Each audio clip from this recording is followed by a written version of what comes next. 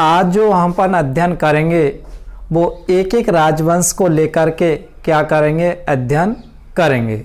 सबसे पहले यदि अपन बात करेंगे, मैंने आपको पिछली वीडियो में बताया था कि सबसे पहले हर्यक वंश, उसके बाद आता है अपन का शिशुनाग वंश, नेक्स्ट जो वंश आता है वो मौर्य नंद वंश, और नंद वंश के बाद आता है मौर्य वंश, और मौर्य वंश के बाद जो अपन पढ़ेंगे वो आता है अपन का शुंग वंश, और शुंग वंश के बाद कन वंश, कन वंश के बाद सातवाहन वंश, और सातवाहन वंश के बाद अपन जो अध्ययन करेंगे वो आता है गुप्त वंश। तो वन बाय वन कर करके एक एक को अपन वंश को क्या करेंगे, पढ़ लेंगे। लेकिन सबसे पहले स्टूडेंट जो अपन बात करेंगे वो हर्यक वंश को लेकर के बात की जाएगी।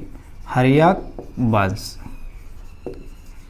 वैसे तो स्टूडेंट आपके जो क्लास 10th की बुक है उसके अंतर्गत केवल आपको हर्यक वंश का नाम ही नाम मिलेगा।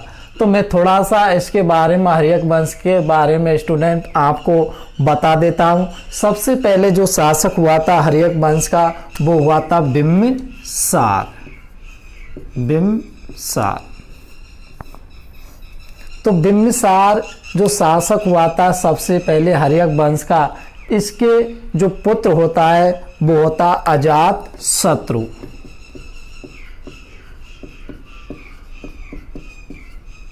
और अजात शत्रु जो पुत्र है वो अपने पिताजी बिम्बिसार की हत्या कर देता है, और बताया जाता है जो अजात शत्रु वो धर्म को मानता था, बौद्ध धर्म का अनुयायी था,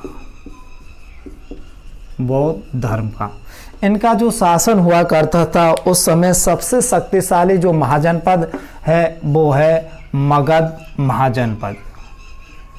तो स्टूडेंट अपन जो सारी बातचीत करेंगे वो सबसे शक्तिशाली जो महाजनपद की अपन बात करते हैं वो है मगध महाजनपद। मगध महाजनपद है वर्तमान में बिहार के अंतर्गत आता है। तो सबसे पहले इस मगध महाजनपद पर जो शासन करता है वो किसका है, हर्यक वंश का। हर्यक वंश,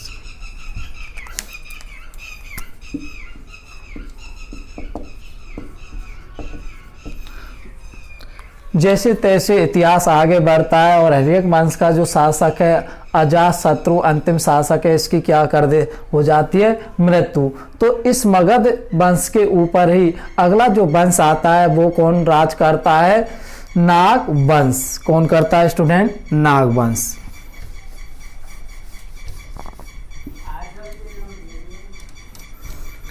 नाग वंश, तो अगली मैंने बात की नाग वंश का, आपकी कक्षा 10th की बुक में कहीं नाम नहीं मिलेगा। तो वैसे तो स्टूडेंट इसको हम पढ़ेंगे नहीं नाग वंश को, लेकिन किस तरीके से इतिहास आगे बढ़ता है वो मैं क्या बताता हूँ आपको, चैन सिस्टम बता रहा हूँ। जो विस्तार से पढ़ेंगे वो नंद वंश को पढ़ेंगे स्टूडेंट, और एक जो शासक आता है या जो अगला वंश होगा वो पढ़ेंगे मौर्य वंश की डिटेल से जानकारी प्राप्त करेंगे। तो नागवंश के अंतर्गत जो अब किसका आ गया यहाँ, हर्यक वंश के बाद नागवंश का शासन आ गया, और नागवंश के अंतर्गत जो इम्पोर्टेंट नाम मिलता है शिशुनाग। शिशुनाग, बस इसके बारे में स्टूडेंट अपन को इतना ही जानना है, शिशुनाग। और इसके बाद जो अगला शासक आएगा वो मगध का, या अगला जो वंश आएगा वो आएगा नंद वंश। नंद वंश,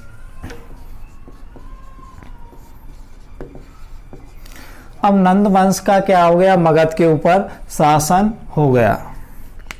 तो स्टूडेंट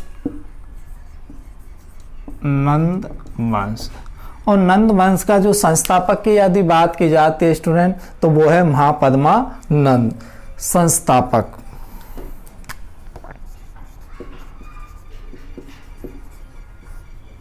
संस्थापक है महापद्मानंद।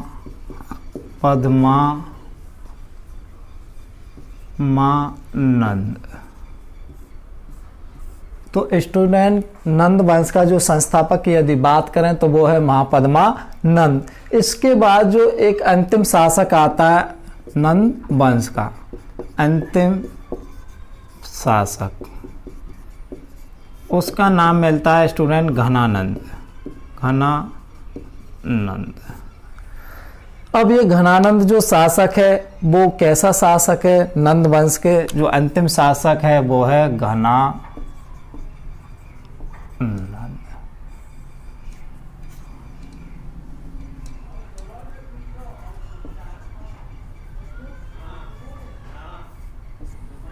तो स्टूडेंट जो नंद वंश का अंतिम शासक घनानंद है, ये किस तरीके का शासक है, इसका व्यवहार कैसा है? कहने का मतलब स्टूडेंट जो घनानंद शासक है ये बहुत ही कैसा है? अत्याचारी शासक। अत्याचारी शासक, भोग विलासी,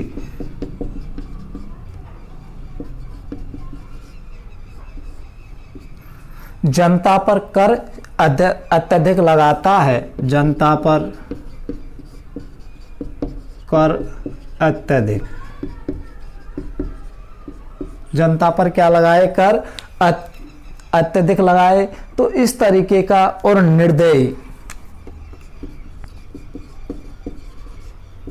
निर्दयी शासक। अब स्टूडेंट ये बताइए कि जब ऐसा शासक होगा, अत्याचारी शासक होगा, भोग विलासी होगा, जनता पर कर अत्यधिक लगाएगा, निर्दयी शासक हुआ, तो क्या वहाँ की जो कहाँ का शासक है ये घनानंद? ये शासक है मगध का, जो वर्तमान में बिहार में आता है। तो जब इस तरीके का शासक होगा तो क्या मगध की जनता खुश होगी? बिल्कुल खुश नहीं होगी। तो कहने का मतलब स्टूडेंट उसी समय में यहाँ आता है, स्वर्णिम भारत की बात करता हूं तो यहाँ आता है तक्षशिला। तक्षशिला।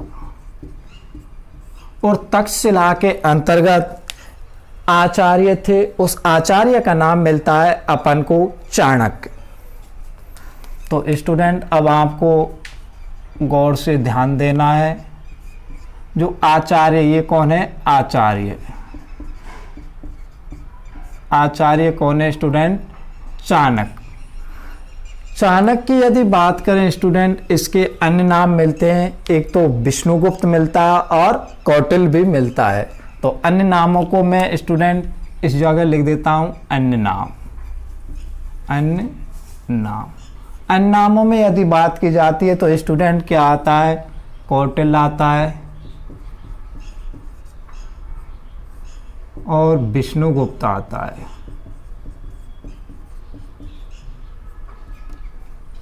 स्टूडेंट इसके पिताजी कौन थे? चाणक्य, चणक थे, इस कारण इसका नाम चाणक्य रख दिया गया था। और कौटिल्य इसलिए रखा था इसका नाम क्योंकि स्टूडेंट ये बातचीत करने में, राजनीति में बहुत ही क्या थे? कुटिल हुआ करते थे, इस कारण इसका नाम कौटिल्य पड़ गया और प्यार का नाम इसका विष्णुगुप्त बताया जाता है।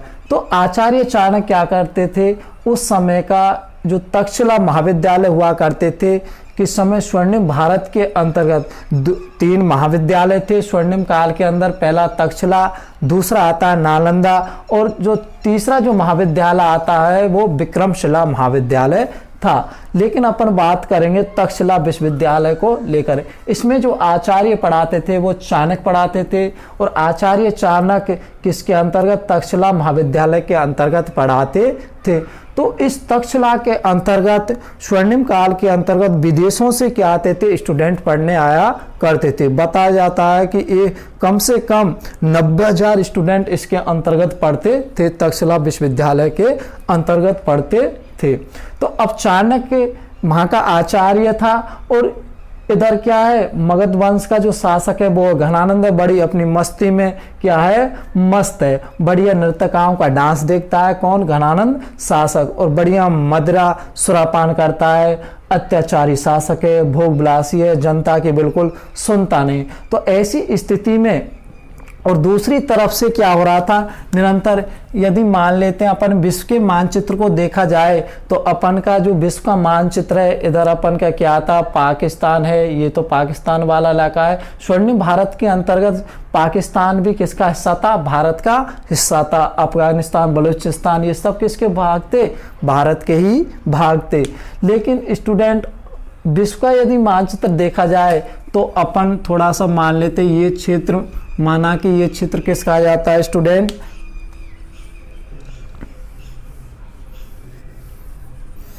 मान लेते हैं स्टूडेंट, ये जो क्षेत्र है ये क्या है, यूनान वाला इलाका है। क्या है, यूनान। मैंने मान लिया है कि ये क्या है, यूनान। और यूनान का जो शासक है, या अपन कहें सीरिया कहें, तो यूनान का जो शासक है इस समय वो शासक है सिकंदर। कौन है स्टूडेंट, सिकंदर। यूनान का शासक कौन है स्टूडेंट, सिकंदर। और सिकंदर ने क्या लिया था, एक सपना लिया था, वो सपना है विश्व विजेता बनने का। तो सिकंदर विश्व विजेता तभी तो बनेगा जब सब क्षेत्रों को जीत लेगा, पूरे विश्व को जीत लेगा, तभी तो विश्व विजेता बनेगा। कि वैसे बन जाएगा, वैसे नहीं बन पाएगा। तो सिकंदर चल दिया यूनान से, और जो भी आसपास जो क्षेत्र थे उनको जीतता आगे बढ़ता जा रहा था। तो सिकंदर ने पूरे जो मेसोपोटामिया का जिस क्षेत्र है वो जीता, ईरान है, इराक है, और इन क्षेत्रों को जीतते हुए आगे बढ़ता चला गया। तो सिकंदर इस तरीके से खा गया था, भारत की तरफ निरंतर बढ़ता जा रहा। देखो अब इसको आगे बढ़ाते हैं भारत की तरफ। तो सिकंदर अपनी सेना के साथ इस तरीके से क्या जा रहा, आगे बढ़ता जा रहा। और ये कहाँ पहुंच जाता है, पाकिस्तान के आसपास आ जाता है। तो आचार्य जो कौन थे, चाणक्य थे, इसको पता चल जाता है कि कौन आ रहा, महान सिकंदर, किस पर, भारत पर आक्रमण करने के लिए। जब इसको ये पता चलता है आचार्य चाणक्य को कि भैया कौन आ रहा, महान सिकंदर आ रहा, भारत पर आक्रमण करेगा, तो भारत को पूरा क्या कर देगा, तहस नहस कर देगा। तो कोई न कोई उपाय सोचा जाए।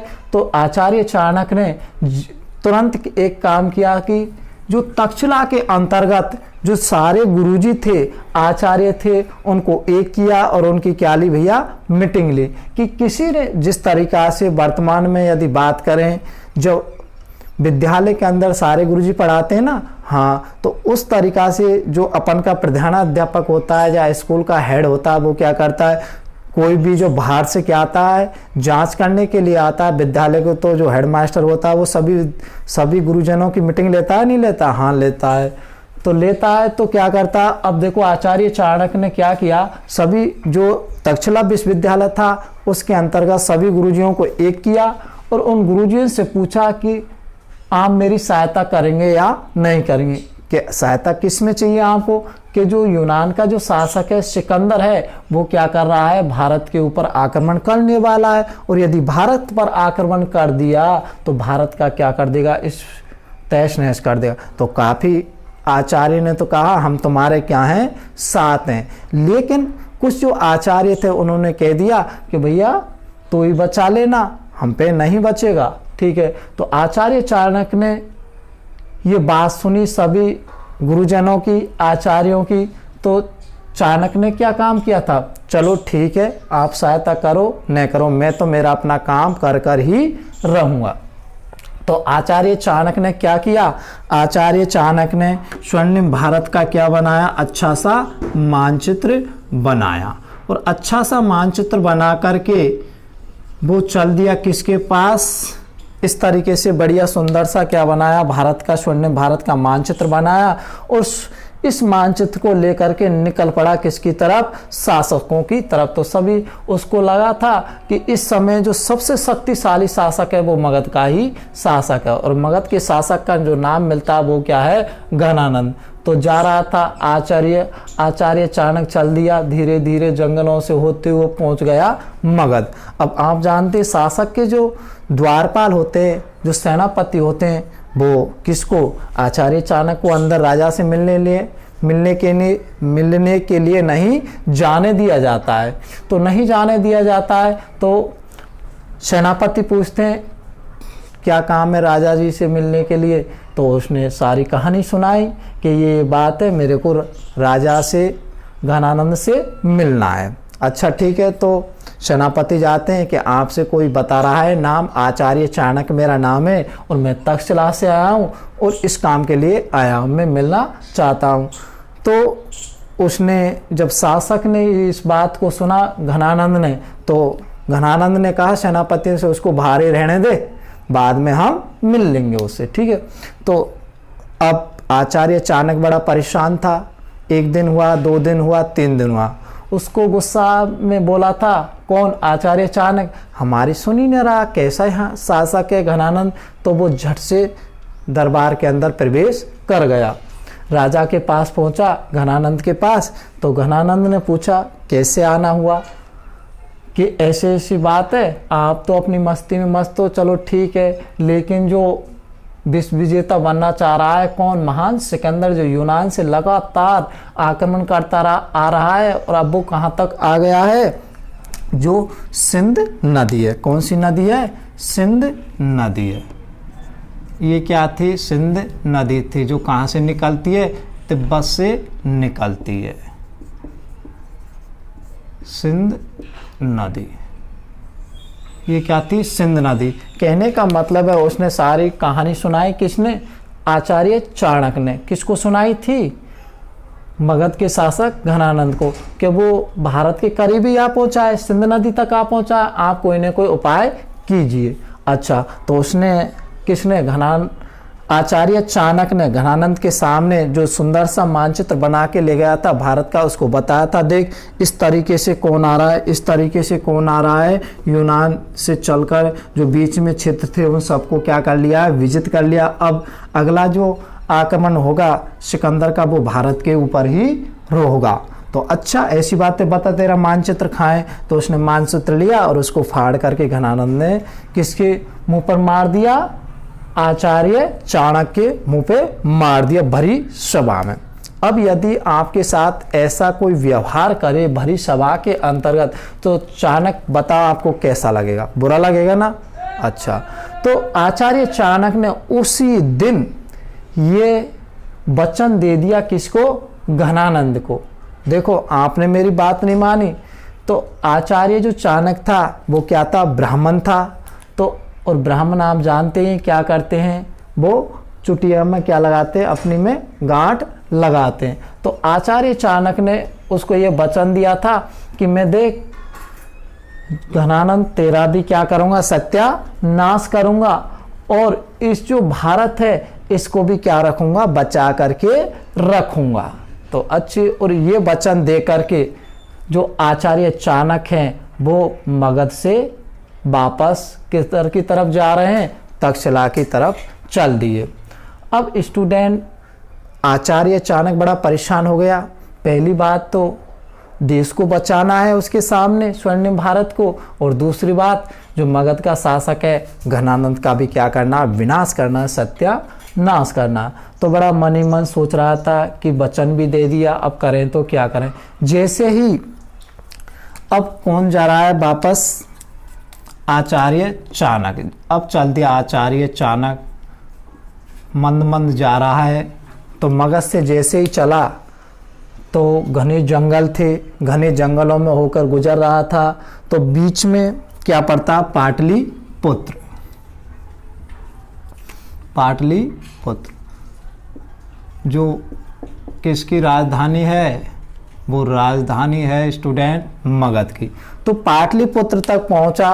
तो पाटलिपुत्र के अंतर्गत जो घने जंगल थे, यहाँ पर कुछ बच्चे खेल रहे थे, और बच्चे खेल रहे थे तो उसकी नज़र, किसकी नज़र? आचार्य चाणक्य की नज़र उन बच्चों के ऊपर पड़ी थी। ये क्या खेल रहे थे? बच्चे खेल रहे।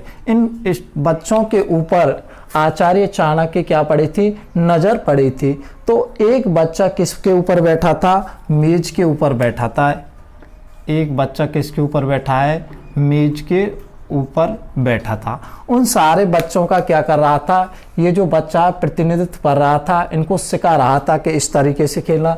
तो जो आचार्य चाणक्य की इस बच्चे के ऊपर नज़र पड़ी तो इसको समझ में आया था कि ये बच्चा मेरे लिए अच्छा होगा। तो आचार्य चाणक्य इन बच्चों के पास गया और जाकर के इन बच्चों से पूछा कि बेटा, और ये जो खेल खेल रहे थे उस खेल का नाम मिलता है राजक्रीडम। राजक्रीडम। तो ये राजक्रीडम खेल खेल रहे थे। तो इन बच्चों से जाकर पूछा था, बेटा आप किसके पास रहते? तो इन्होंने कहा था, इस बच्चे ने कहा था कि हम हमारे मामा जी के पास रहते हैं। किसके पास रहते हैं? हमारे मामा जी के पास रहते हैं। आचार्य चाणक्य से ऐसा इस बच्चे ने कहा था। तो आप अपने मामा जी से मेरे को मिलवाएंगे? तो इस बच्चे ने कहा क्यों नहीं मिलवाएंगे। तो अब आचार्य चाणक्य इस बच्चे के साथ किसके पास जा रहा है? इसके मामा जी के पास। जब मामा जी से इसके से बात की कि आचार्य चाणक्य ने कहा था कि इस बच्चे को मेरे को दे देंगे, तो उसके मामा जी ने कहा ले जाओ आसानी। तो 1000 स्वर्ण मुद्राओं में, कितनी में? 1000 स्वर्ण मुद्राओं के अंतर्गत। उस समय पैसे तो चलते नहीं थे, क्या चलते थे? सोने के सिक्के। तो 1000 स्वर्ण मुद्राओं में किसको खरीद लिया? इस बच्चे को खरीद लिया। किसने? आचार्य चाणक्य ने। अब देखो इस बच्चे को आचार्य चाणक्य कहाँ ले जाएगा? तक्षशिला विश्वविद्यालय ले जाएगा। और तक्षशिला विश्वविद्यालय के अंतर्गत इस बच्चे ने ही इस बच्चे को सब कुछ अध्ययन करवाया था आचार्य चाणक्य। अस्त्र का भी ज्ञान दिया, शस्त्र का भी ज्ञान दिया। कहने का मतलब इसको पूरा निपुण कर दिया। अब क्या होगा? और इधर से लगातार क्या हो रहा है? सिकंदर का आक्रमण हो रहा है। सिकंदर कहाँ तक पहुंच गया था? सिकंदर ने क्या कर लिया था? इसकी जो सहायक नदी है सिंधु नदी की, वो है झेलम, चिनाब, रावी, ब्यास और सतलुज। कहने का मतलब इसने झेलम को भी पार कर लिया, चिनाब को भी पार कर लिया था। किसने? झेलम को पार किया, झेलम, चिनाब को पार कर लिया। अब आ गई रावी नदी। तो जैसे ही इसने रावी नदी को पार करना चाहा, तो बताया जाता है कि हिंदू धर्मों के अंतर्गत जो अपन की सिंधु नदी है वो एक पवित्र नदी है, तो उसका बताया जाता है स्वाभिमान जाग उठा था। स्वाभिमान जाग उठा था। तो जो सिकंदर की सेना है अब वो आगे नहीं बढ़ती है, और सिकंदर की सेना अब पीछे पीछे भागती है, पीछे पीछे भागती है। तो बड़ा आश्चर्य हुआ किसको? सिकंदर को, कि मेरी सेना आगे क्यों नहीं बढ़ रही। जब सिकंदर को ये क्या हो गया? डर हो गया। तो सेना ने मना कर दिया, भैया अब हम आगे नहीं बढ़ेंगे। बिल्कुल सिकंदर आदेश दे आगे बढ़ो, भारत पर आक्रमण करो, लेकिन सेना क्या? पीछे पीछे भागती है। तो कहने का मतलब अब सेना क्या? वापस जाने लगी। तो जब वापस जा रहा था सिकंदर अपनी सेना के साथ, तो इस जगह पड़ता, मान लेते हैं हम, इस जगह क्या है? इस जगह बेबीलोन है। क्या भैया? बेबीलोन। तो बेबीलोन है स्टूडेंट, ठीक है, बेबीलोन। तो बेबीलोन के अंतर्गत सिकंदर की क्या हो जाती है? मृत्यु हो जाती है। और भारत सुरक्षित बच जाता है या नहीं बचता? तो इस तरीके से सिकंदर की मृत्यु हो गई। और इधर क्या हुआ था? जो अपन का आचार्य चाणक्य इसको ले गए थे, उस बच्चे को ले गए थे, उसको पूरा अस्त्र शस्त्र शिक्षा का क्या कराया था? ज्ञान कराया था। अस्त्र शिक्षा का ज्ञान करा करके अब देखो क्या करेगा? जो आचार्य चाणक्य ने सब कुछ पढ़ा दिया। किसको? उस बच्चे को। किस बच्चे को? जो इस बच्चे को लेकर गया था। तो आगे कहानी किस तरीके से बनती है स्टूडेंट? अब देखेंगे अपन आगे कहानी किस तरीके से बनती है। तो स्टूडेंट हमने बात की थी कि जो कौन की हत्या हो गई, कौन मर गया था? जो यूनान का शासक था, जो सिकंदर था, वो वापस जब जा रहा था तो उसकी मृत्यु कहाँ हो गई थी? बेबीलोन में जाकर के मृत्यु हो गई थी। अब देखो उसका किसका? महान सिकंदर का सपना अधूरा रहा या नहीं रहा? किसका? विश्व विजेता बनने का। तो अब जब पिता बाप सपने को पूरा नहीं कर पाता है, तो सपने को उसकी संतान क्या करती है? पूरा करती है। तो अगला जो यूनान या सीरिया का शासक होगा, वो शासक होगा कौन? Seleucus Nicator. Seleucus Nicator. ये कहाँ का शासक है? यूनान या सीरिया का शासक है। लेकिन यहाँ पर जो आचार्य चाणक्य था वो किस बच्चे को लेकर के आए थे? उस बच्चे को क्या किया? सारा अध्ययन कराया। तो अब आचार्य चाणक्य किसको वचन दे के आया था? घनानंद को मैं तेरा भी नाश करूंगा, और इस जो महान सिकंदर है इसको भी क्या करूंगा? परास्त करूंगा। तो महान सिकंदर तो क्या हो गई? मृत्यु हो गई। अब किसका नंबर आता है? अब जो ये बच्चा है, कौन? जो बच्चा है, ये बच्चा है ना, कहाँ बढ़ रहा है? इसको लालन पालन जो पोषण किया था वो किसने किया था? आचार्य चाणक्य ने किया था। अब ये बच्चा को जब पूरा ज्ञान हो गया था तो अब इस बच्चे ने किस पर आक्रमण किया था? धीरे धीरे डायरेक्ट इस मगध के ऊपर आक्रमण किया। और मगध का शासक इस समय कौन है? घनानंद। तो बताया जाता है जैसे इस बच्चे ने डायरेक्ट आक्रमण किया तो एक बार घनानंद से ये हार जाता है, और हारने के बाद ये वहां से भागता और भाग करके कहाँ आता है?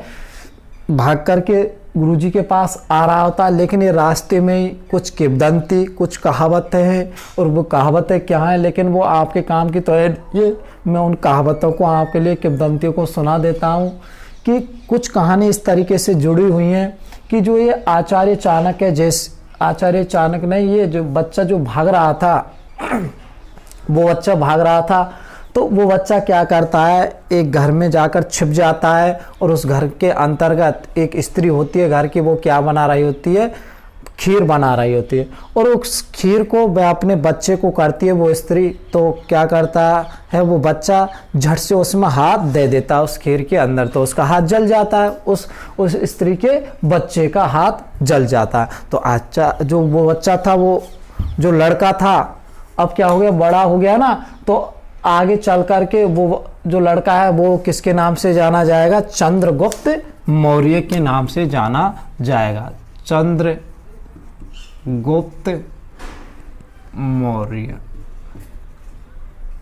चंद्रगुप्त मौर्य के नाम से ये बच्चा जाना जाएगा। तो ये चंद्रगुप्त मौर्य था। अब मैं बच्चा नाम नहीं लेकर के क्या लूंगा? चंद्रगुप्त मौर्य। अब ये चंद्रगुप्त मौर्य उसके घर में जाकर छिप गया, और छिप करके देख रहा था। वो बच्चा जैसे ही हाथ देता था उस थाली के अंदर, बीच में दिया था उस खीर में, तो उसका हाथ क्या हुआ? जल गया था। तो चंद्रगुप्त मौर्य को समझ में आ गया ये अब मेरे को क्या करने चाहिए थे कि मेरे को सबसे पहले जो क्या थे वो साइड के जो क्षेत्र थे उनको पहले विजिट करना चाहिए था, बाद में मेरे को किस पर? मगध पर अटैक करना चाहिए हो। लेकिन क्या किया था मैंने? डायरेक्ट किस पर अटैक किया? मगध पर। तो मेरे को हारना तो निश्चित ही था। अब दूसरी बार जब वहां से भागा था तो एक किंवदंती और मिलती है किसके? चंद्रगुप्त मौर्य के संबंध में जुड़ी हुई है। दूसरी बात है कि इसी तरीका से बताया जाता है कि चंद्रगुप्त मौर्य भाग करके किसी दूसरे घर में छिपे थे, और वहाँ पर जो भी महिला थी वो रोटी बना रही थी, और रोटी बना रही थी तो उसके बच्चे ने जैसे ही रोटी ली, गरम रोटी, और उसने जैसे ही क्या उसको बीच में से खाना स्टार्ट किया तो बच्चे का हाथ जल गया था। तो चंद्रगुप्त मौर्य को समझ में आ गया था कि मैंने गलती की थी। सबसे पहले मेरे को इन जो क्षेत्र थे और भी तो महाजनपद जैसे मत्स्य था, कुरु था, इन क्षेत्रों को जीतना चाहिए था, बाद में धीरे धीरे मगध पर अटैक करना चाहिए। लेकिन मैंने तो डायरेक्ट किस पर अटैक किया? मगध पे। तो मेरे को हारना निश्चित ही था। तो अब जो किसने था? चंद्रगुप्त मौर्य था। उसने अब पहले जो पास के क्षेत्र थे उनको क्या किया? जीतना शुरू किया, और बाद में किस पर अटैक किया था? घनानंद पर, मगध वंश के पर क्या किया? अटैक किया। तो कर्मा है। आप देखिए स्टूडेंट, जो मगध वंश का शासक है वो घनानंद वर्षे कौन? चंद्रगुप्त मौर्य।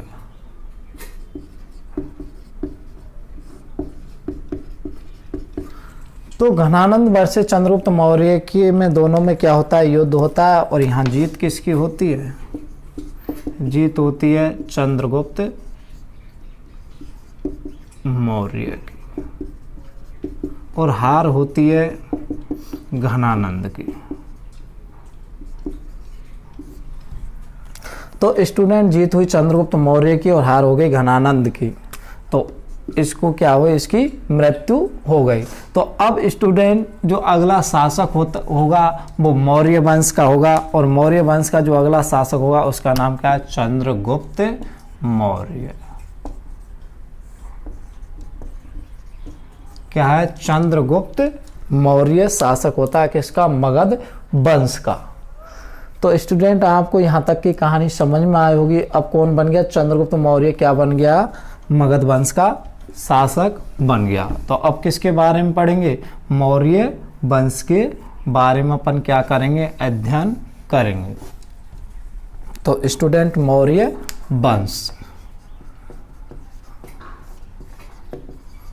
तो स्टूडेंट आपकी जो किताब के अंतर्गत है वो मौर्य वंश विस्तार से अपन को क्या करना है, पढ़ना है। अब यहाँ से आपके कक्षा 10 की जो बात है वो शुरू होती हैं। मौर्य वंश तो बताया जाता है स्टूडेंट, इसने मगध ने क्या किया था, 16 महाजनपदों को एक करके और क्या की, अखिल भारतीय साम्राज्य की स्थापना की।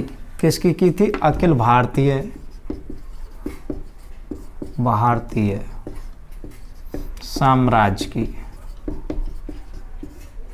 तो इसने अखिल भारतीय साम्राज्य की क्या की थी, चंद्रगुप्त मौर्य ने स्थापना की। और 25 वर्ष की उम्र के अंतर्गत, 25 वर्ष की उम्र में क्या बन गया, ये शासक बन गया था।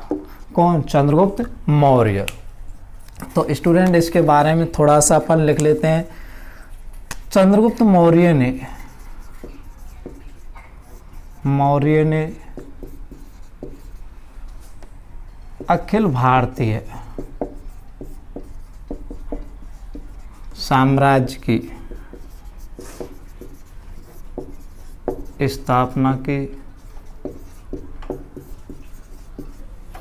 और 25 वर्ष की उम्र में यह सिंहासन पर बैठ गया। कहने का मतलब जो चंद्रगुप्त मौर्य था वो 25 वर्ष की उम्र में क्या बन गया, शासक बन गया। देखो आप, अब क्या हुआ स्टूडेंट, निरंतर रूप से इधर से क्या हो रहा है, जो बाप इसका सपना पूरा नहीं कर पाया, अब कौन करेगा, इसका बेटा है सेल्यूकस निकेटर। और सेल्यूकस निकेटर भी क्या कर रहा है, लगातार भारत की तरफ क्या है, होता जा रहा है, बढ़ता जा रहा है, मतलब आक्रमण करेगा भारत की तरफ। और इधर अब मगध का जो शासक बन गया कौन, मौर्य वंश का चंद्रगुप्त मौर्य शासक बन गया। तो स्टूडेंट ये निरंतर क्या कर रहा है, आगे बढ़ता जा रहा है सेल्यूकस निकेटर। अब ये कहाँ जाता है, सिंधु नदी के पास आ जाता है। और सिंधु नदी के पास आकर के किसको पता चल जाता, मगध के शासक चंद्रगुप्त मौर्य को पता चल जाता है कि कौन आ रहा भारत के ऊपर आक्रमण करने के लिए, सेल्यूकस निकेटर आ रहा। तो चंद्रगुप्त मौर्य भी अपनी सेना सजा धजा करके कहाँ पहुंच जाता है, रण क्षेत्र में पहुंच जाता है। रण क्षेत्र कहाँ पहुंच जाता है, सिंधु नदी के आसपास पहुंच जाता है। दोनों की सेना आमने सामने होती हैं।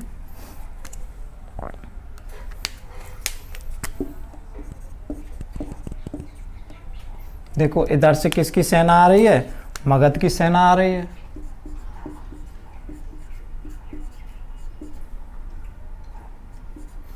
अब ये किसकी सेना है, मगध की सेना है स्टूडेंट। और कहाँ जाती है, ये देखो ये बन गई मगध की सेना। और स्टूडेंट ये किसकी सेना है,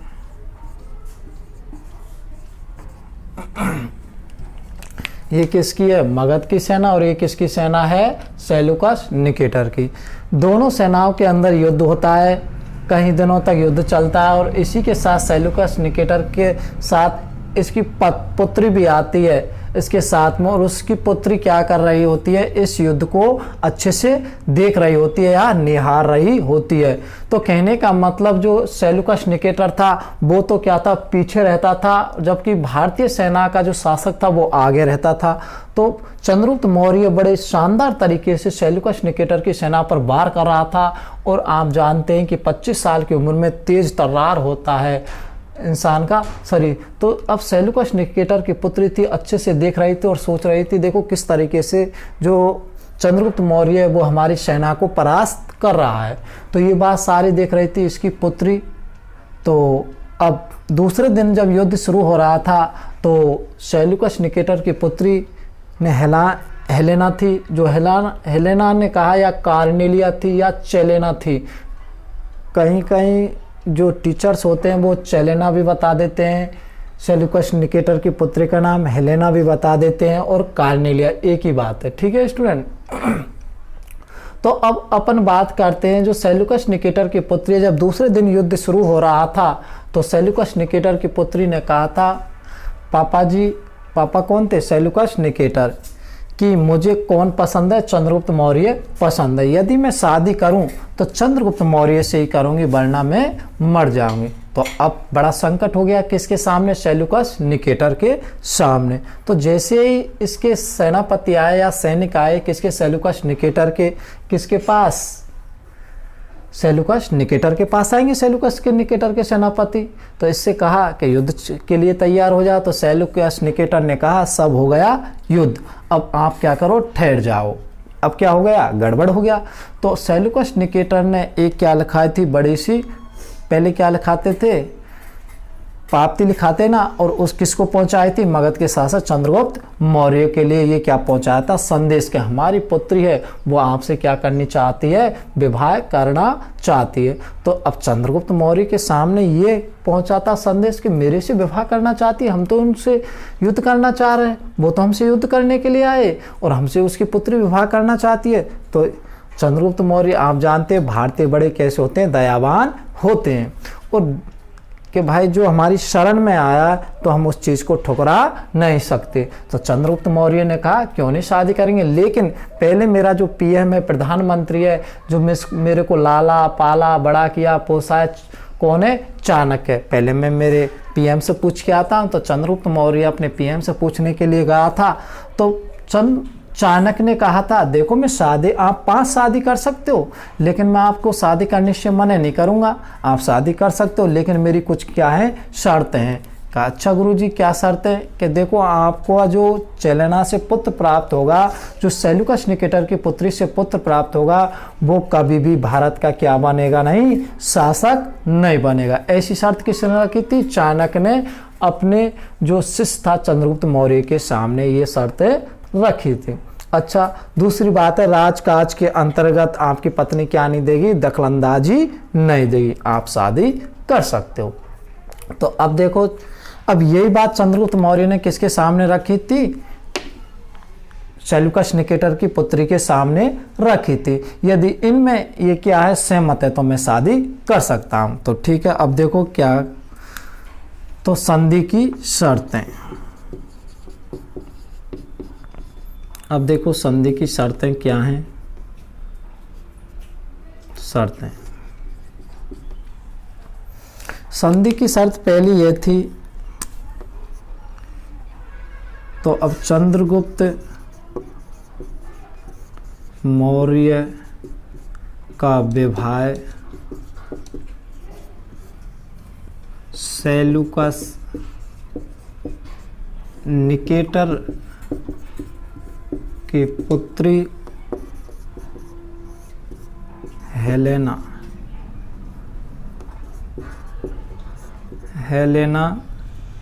के साथ हुआ। दूसरी जो शर्त थी वो शर्त ये थी, चलो शादी हो गई, दूसरी मैंने बात बताई कि इससे जो पुत्र प्राप्त होगा वो कभी क्या नहीं बनेगा, भारत का शासक नहीं बनेगा। क्यों नहीं बनेगा, क्योंकि चाणक्य जानता था कि ये एक विदेशी महिला है, ये क्या है, एक विदेशी महिला है, इसको कभी भारत से लगाव नहीं हो सकता। कहीं न कहीं हेलेना की जो संतान होगी उसके अंदर विदेशी भावना जरूर होगी। दूसरी जो शर्त रखी थी, अब देखो सेल्यूकस निकेटर का दामाद कौन बन गया, चंद्रगुप्त मौर्य, और चंद्रगुप्त मौर्य का जो ससुर जी बन गए वो कौन बने थे, सेल्यूकस निकेटर बन गए। तो सेल्यूकस निकेटर ने दहेज में क्या दिए थे, देखो काबुल, हेरात, कंधार, पूर्वी अफगानिस्तान,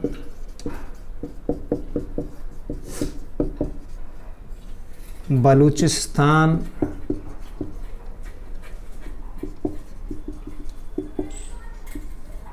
और सिंध प्रदेश दिए थे। किसको दिए थे, ये चंद्रगुप्त मौर्य को। चंद्रगुप्त कोष्टक में लिख देता हूं, चंद्रगुप्त मौर्य को, ठीक है। और चंद्रगुप्त मौर्य को किसने दिए थे, सेल्यूकस निकेटर ने दिए थे। आगे यदि बात करें तो अब देखो दामाद ने अपने ससुर जी से मांग की थी, जो आपके किसके राज दरबार के अंदर कौन रहता है, एक मेगास्थनीज है, क्या है, दार्शनिक है, और दार्शनिक का नाम क्या है, मेगास्थनीज है। और मेगास्थनीज को क्या करेंगे, मेरे दरबार के अंदर भेजेंगे। अब देखो बड़ा सेल्यूकस निकेटर बड़ा आश्चर्य हो गया कि दार्शनिक, अब यदि दामाद को सेल्यूकस निकेटर नहीं भेजे तो दामाद नाराज हो जाते हैं चंद्रगुप्त मौर्य। तो सेल्यूकस निकेटर निकाल ले भैया, तेरे को इस मेगास्थनीज को भी भेज दूंगा। तो चंद्रगुप्त मौर्य के दरबार में, चंद्रगुप्त मौर्य के दरबार में यूनानी राजदूत मेगास्थनीज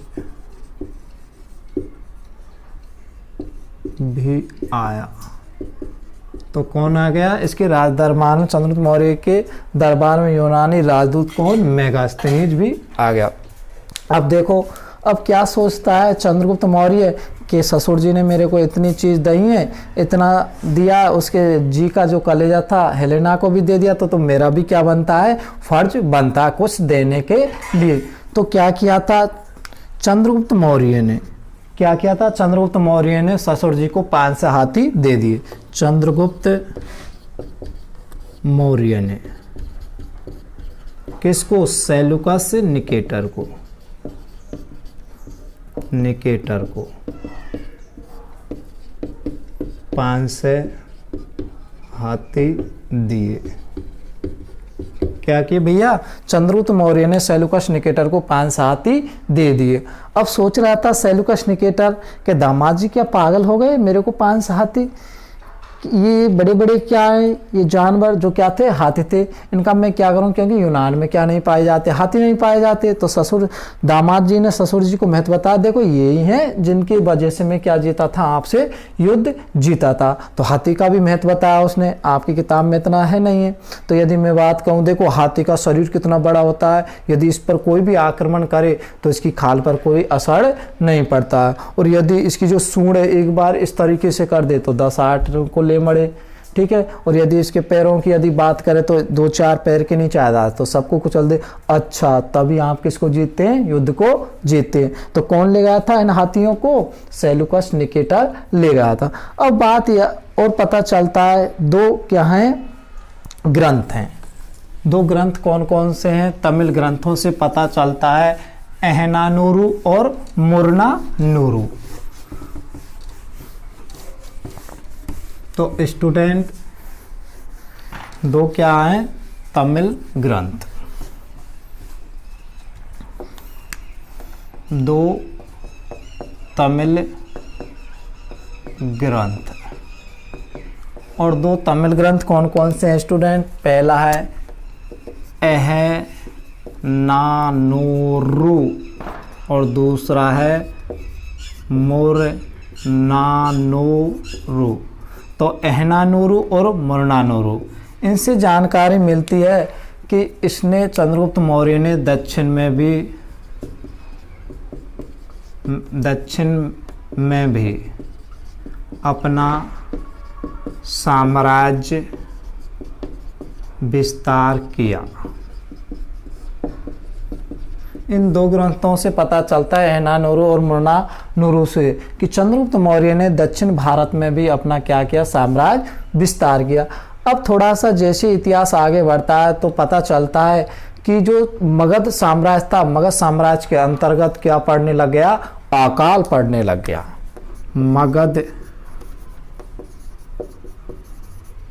में अकाल पड़ने लग गया। और कितने वर्ष तक, 12 वर्ष तक, लगातार 12 साल तक।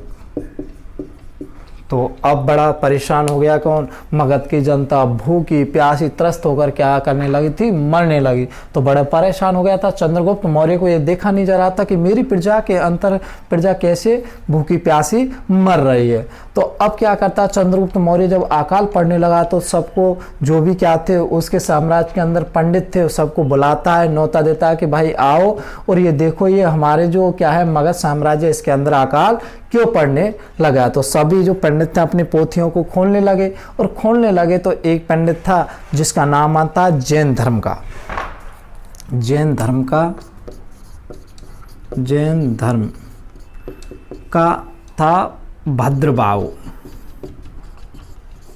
तो भद्रबाहु जो क्या था, जैन धर्म का ये पंडित था, भद्रबाहु नाम मिलता है। तो भद्रबाहु ने बताया, देखो आप, मैं एक बात बताऊं क्यों अकाल पड़ रहा, क्योंकि जो आपने ये 16 महाजनपदों को एक किया ना, अखिल भारतीय साम्राज्य की स्थापना की है, तो क्या वैसी हो गई? क्या इसमें निर्दोष लोग नहीं मारे गए थे? हाँ, मरे तो हैं। किसने कहा था? चंद्रगुप्त मौर्य ने कहा। तो इस कारण ही ये क्या पड़ रहा है, अकाल पड़ रहा है। तो अब भद्रबाहु से कह रहा है चंद्रगुप्त मौर्य, तो इसका क्या हल होगा कि अकाल ना पड़े? तो भद्रबाहु ने बताऊं आपको कि बताओ आप क्या है कि देखो आपको क्या करना पड़ेगा। ऐसी बात कौन कह रहा है? भद्रबाहु कह रहा है जैन धर्म का, कि आपको ये क्षेत्र छोड़ना पड़ेगा। अच्छा, तो क्या काम करना पड़ेगा? आपको कर्नाटक के अंतर्गत मैसूर जगह है और श्रवणबेलगोला के अंतर्गत आपको क्या करना पड़ेगा? आपके शरीर का त्याग करना पड़ेगा। कैसे? संतारा या संलेखना विधि के माध्यम से। तो बेटा जैन धर्म के अंतर्गत एक विधि होती थी संतारा या संलेखना विधि, और उस विधि, ये विधि क्या होती थी? कहने का मतलब इसके अंदर जल, अन्न, पानी ग्रहण नहीं करना पड़ता था। तो भद्रबाहु से क्या ली? दीक्षा ली। किसने? जैन धर्म के भद्रबाहु से क्या ली थी? दीक्षा ली। किसने? चंद्रगुप्त मौर्य ने। चंद्रगुप्त मौर्य ने किसकी? जैन धर्म की दीक्षा ली चंद्रगुप्त मौर्य ने। और चंद्रगुप्त मौर्य कहाँ चले गया था? कर्नाटक के अंदर मैसूर। और कहाँ चला गया? श्रवणबेलगोला।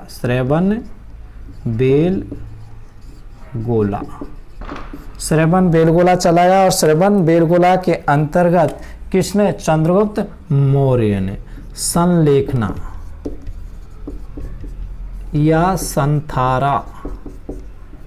संथारा विधि से अपने प्राणों का